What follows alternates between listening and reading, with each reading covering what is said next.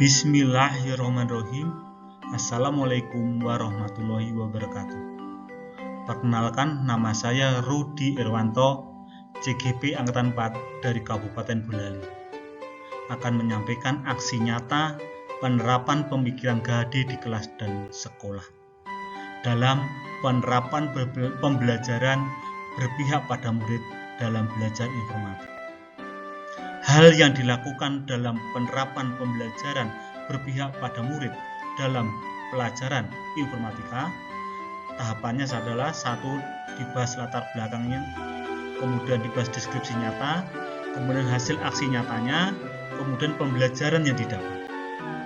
Aksi nyata didefinisikan sebagai sebuah tindakan implementasi dari pemahaman yang sudah didapat mengenai filosofi pemikiran Ki Hajar Dewantara. Latar belakang, proses pembelajaran selama ini masih didominasi oleh guru. Cara mengajar masih satu arah. Pemikiran GHD belajar adalah memerdekakan. Perubahan paradigma pembelajaran untuk menjawab tantangan global sebagai perbaikan strategi pembelajaran. Penerapan model pembelajaran batch learning dapat meningkatkan kemampuan berpikir kritis.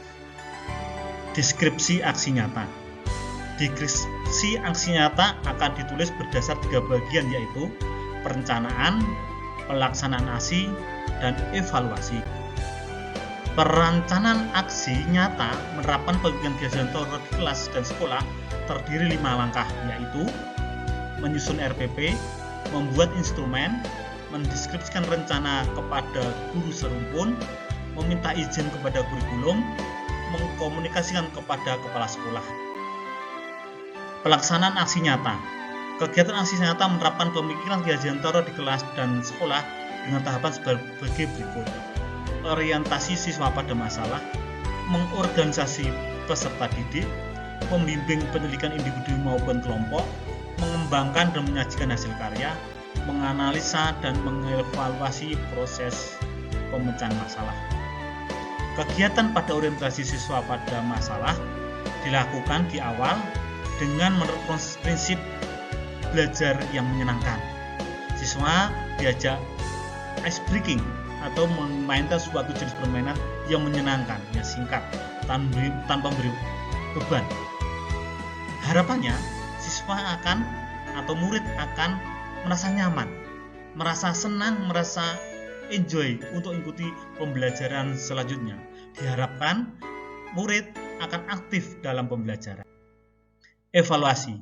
Setelah kegiatan aksi nyata menerapkan pemikiran GHD di kelas dan sekolah, dilakukan evaluasi untuk mengidentifikasi segala kekurangannya, yaitu mengolah data hasil pengamatan, pembatasan pengolahan data dengan berbagai sumber rujukan, pengambilan kesimpulan, menyusun rencana tindak lanjut, dan membuat artikel atau presentasi dalam bentuk pemaparan video seperti ini. Pembelajaran yang didapat dari kegiatan aksi nyata ini adalah sebagai berikut. Pembelajaran yang baik harus direncanakan. Pembelajaran baik harus memerdekakan. Semua peserta didik harus difasilitasi. Dukungan dari berbagai pihak sangat dibutuhkan. Evaluasi.